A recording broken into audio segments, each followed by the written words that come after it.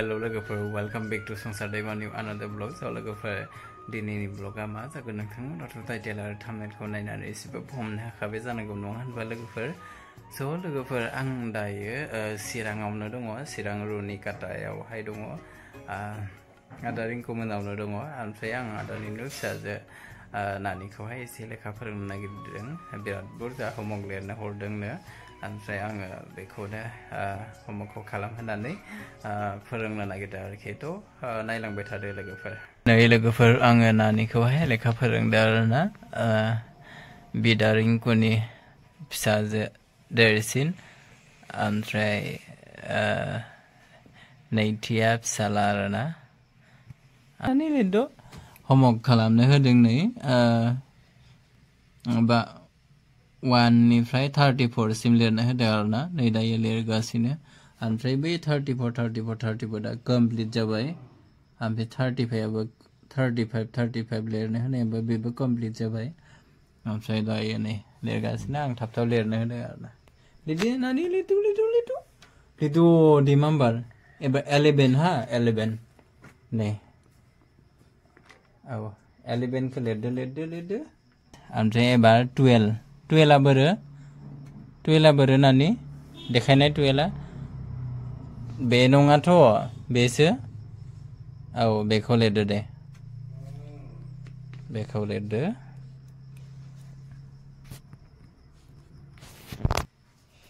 जागोन दे थेवबो ओमफ्राय एबार 13 खौ लिरदो नानि नानि 1 आरो 3 वाव सो नाइस नै जा साइज लिरखाबाय नोगोद बिउटिफुल नुखाबाय नानि दे एबार लिरदो 1 आरो 4 दे नै बेयो दे औ दे लिरदो होनबासो नोंखौ बिराद मोजां रोंगौ माथो नानिया लिरनो होनना बुंगोन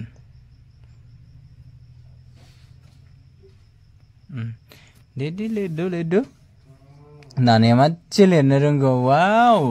जा साइज लिरखाबाय नै लोगोफोर नायलाय 1 आरो 4 खौहाय आङो मबाइलखौ इदि लादो नालाय बेखायनो बारा माबा नुवाखै नै 1 4 खौ जा साइज नुखाबाय दादिरुन बुगोन आङो बांद्राय दुस्थ' दाख्लायखादो लिरनायाव औ नाइस जाबाय एबार 1 आरो 6 हा 1 आरो 6 नै जा मोजां लिरखादों लोगोफोर बिराद मोजां फरायखायो जोंना 1 आरो 8 बेनि उनावसो नाइस ओमफ्राय बिनि उनाव 1 आरो 9 दे लिरदो 3 4 बोरो 3 4 खौ नुवाखै नों 1 निफ्राय 1 to 34 लिरनो होदोंमोन ओमफ्राय नायखाबाय दे एबार 3 4 औ नैबे हा दे लिरदो गोख्रै लिरदो अके जेबो नङा जाबाय दे बियो ओमफ्राय आरो मोनसे दंबावो नै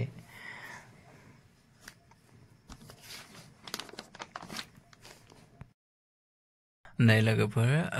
इंलिसनि बियो होमवर्क लिरनो हरदों ओमफ्राय जे लिरनो हरदों आरोना लोगोफोर सिमुलेटरनि ओमफ्राय फार्स्टआव बारा लिरनो रोङाखैमोन आरो ओमफ्राय आं फोरोंना होबाय नालाय ओमफ्राय आं फोरोंना होनानै जा मोजां लिरखाबाय नैबे मोनसेखौथ' नायलाय लोगोफोर जा मोजां लिरखादों बेखौहाय नै जा मोजां रोंखाबाय दे नानि बानाङा दे बानानै लिरबाथाय बारा जाया दे ओंखायनो बायालासिनो लिरनांगौ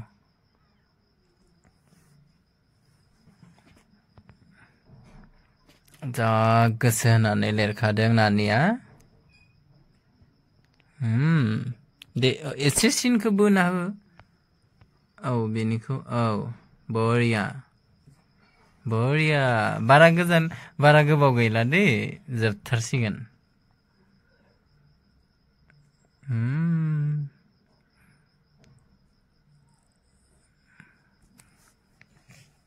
एथबां उन्दैयावनो नार्सारियाव बेनिख्रुइ आरो मा साफा जाबावनांगौ नङा होनबा लोगोफोर इमान उन्दैयावनो नै जा मोजां लिरखादों लोगोफोर नुदोंना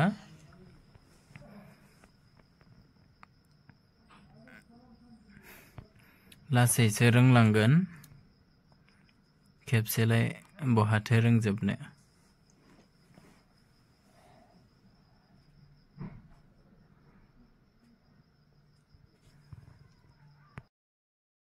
नै लोगोफोर गासैखौबो लिरखांजोब्बाय आरोना लोगोफोर नै नायलाय बिननिफ्रायनो लिरजोब्बाय जेखौहाय ओमफ्राय नै बेखिनिखौबो लिरजोब्बाय ओमफ्राय लिरसिन ओमफ्राय नै आरो ABCD A to Z आरोना ओमफ्राय बेखौ आङो बेखिनियाव लिरना होदोंमोन बेखौ खोमोरनानै बेखौ खोमोर बे बाहेरनिखौ ओमफ्राय फिनिश जाबाय आरोना पुरा 1 घन्टानि बारा खोमोर बे मोनसेखौ इखौ 1.5 घन्टासोनि बारा जाबाय ओमफ्राय बेयाव कमप्लिट खालामजोब्बाय आरो गासै इंलिश ओमफ्राय मेथ्स होमवर्क खालामजोब्बाय आरोना आं थिननायखाय जा थाब लिरदों आरोना नङाबा एसे बायोमोननो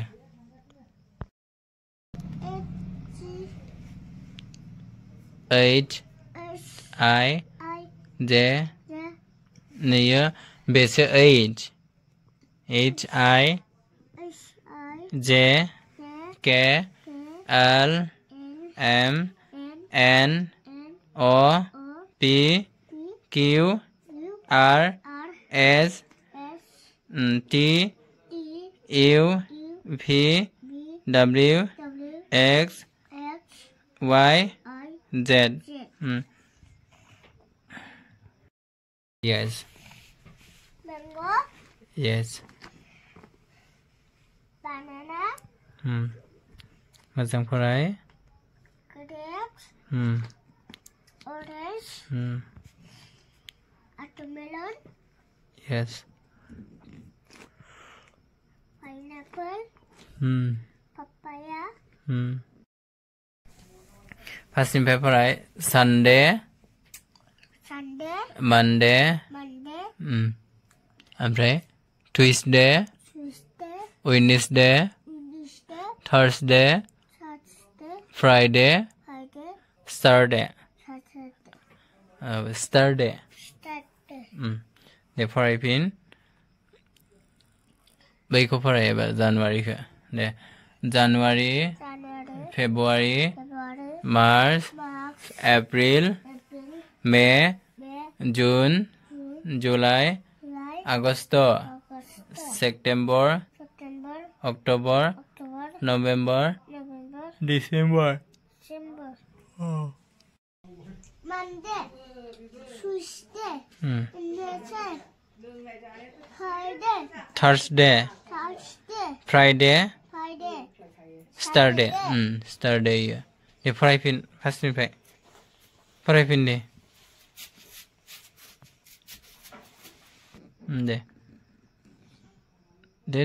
फराय Sunday Monday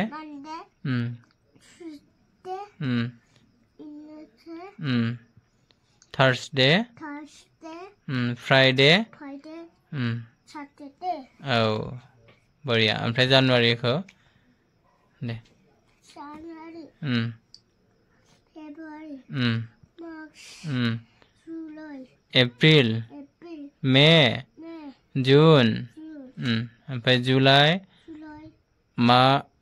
July August September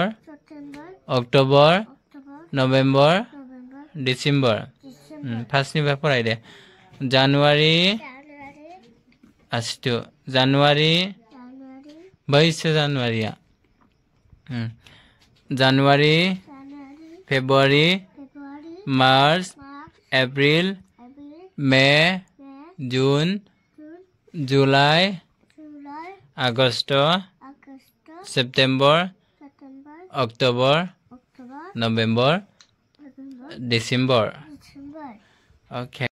चक्लेटखौ जादो नै लिरनो हानायनि चक्लेट होबाय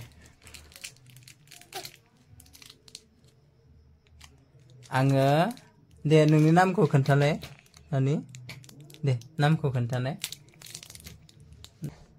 खुलुमबाय आंनि मुङा थरायना नामखौ खिथादो दे दुनुस्का बसुमतारी दुनुस्का बसुमतारीनो ओमफ्राय आङो दायो लिरखांबाय होन